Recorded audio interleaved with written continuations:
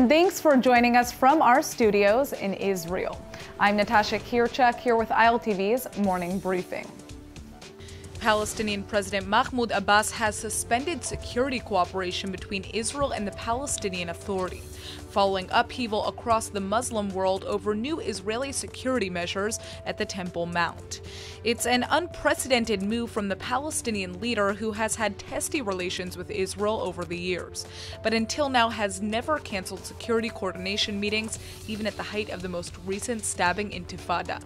On Friday, Abbas announced a freeze of all contacts with the occupation state and accused Israel of attempting to take control over Al-Aqsa Mosque through fake security measures.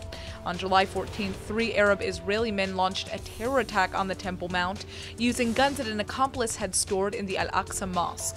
It seems like Abbas's uncompromising stance might be paying off. Reportedly, Israel is planning to replace the controversial metal detectors at the Temple Mount with fenced-off channels to funnel Muslim worshippers into the holy site. Under the status quo, Jews are forbidden from praying on the Temple Mount, even though it's the holiest site in Judaism. The IDF and SHIN security forces conducted a joint raid in the West Bank last night, arresting a whopping 29 Hamas members in a single operation. In a statement, the SHIN described the move as an effort to prevent further violence, particularly during the past week and due to the tension surrounding the Temple Mount and the unrest in the area. Reportedly, many of the 29 detainees are senior Hamas figures, and the Israel Hayom newspaper is naming one of them as Hamas MP Omar Abd al-Razak.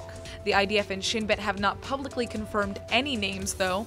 The arrests come just a day after the gruesome murder of 3 members of the Israeli Salomon family.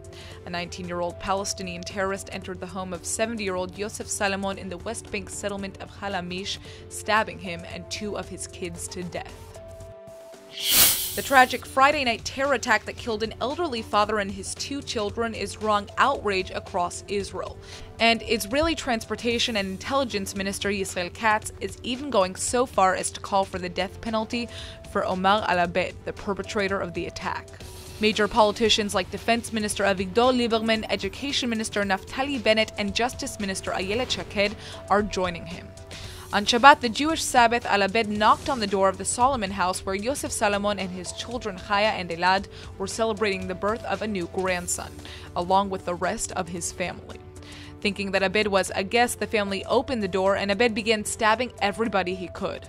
The shocking attack has deeply struck Israeli President Reuven Rivlin, who's calling it an incomprehensible loss, and is praising the courage of Michal Salomon, who hid her children in the kitchen during the attack. Al-Abed was shot by an IDF soldier and is receiving treatment for his wounds at an Israeli hospital. In continued clashes and demonstrations across Jerusalem and the West Bank, at least 5 Palestinians have been killed over the weekend while rioting against the installation of metal detectors at the Temple Mount entrances. The metal detectors were installed following the murder of 2 Israeli police officers by 3 Israeli Arabs at one of the entrances to the compound. The riots were marked by heavy violence against Israeli police who responded harshly. 3 Palestinians were reportedly shot dead on Friday during clashes in the West Bank. On Saturday, 1 Palestinian teen was hit by live fire and died later of his wounds, and a 2nd Palestinian was killed when a gas bomb he intended to throw exploded in his hands. Saturday night saw riots begin to pick up speed again after evening prayers.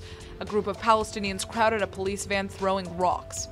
They were dispersed with tear gas, stun grenades, and water cannons. Riots like these have been widespread across the West Bank and Arab parts of Jerusalem after Palestinian, Jordanian Waqf, and Arab world leaders have called for resistance against the new security measures.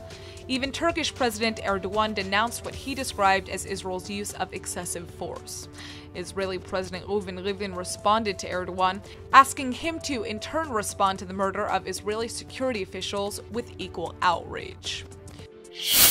Following a weekend of bloodshed and unrest at Jerusalem's Temple Mount, world leaders have called for immediate UN intervention to de-escalate the crisis. The UN Security Council will meet on Monday to urgently discuss how calls for de-escalation in Jerusalem can be supported, according to Sweden's political affairs coordinator Carl Skau.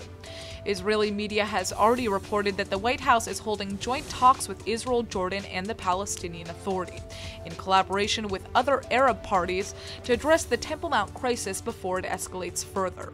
And the Middle East Quartet, a collaboration of nations including the United States, Russia, the European Union, and the UN, has called on all sides to demonstrate maximum restraint in the wake of days of violence at the Temple Mount, including the murder of 3 Israelis by a Palestinian terrorist in the West Bank settlement of Halamish. That's all for now. I'm Natasha Kirchak, and see you later with our main daily broadcast from Israel at 2 p.m. Eastern Time.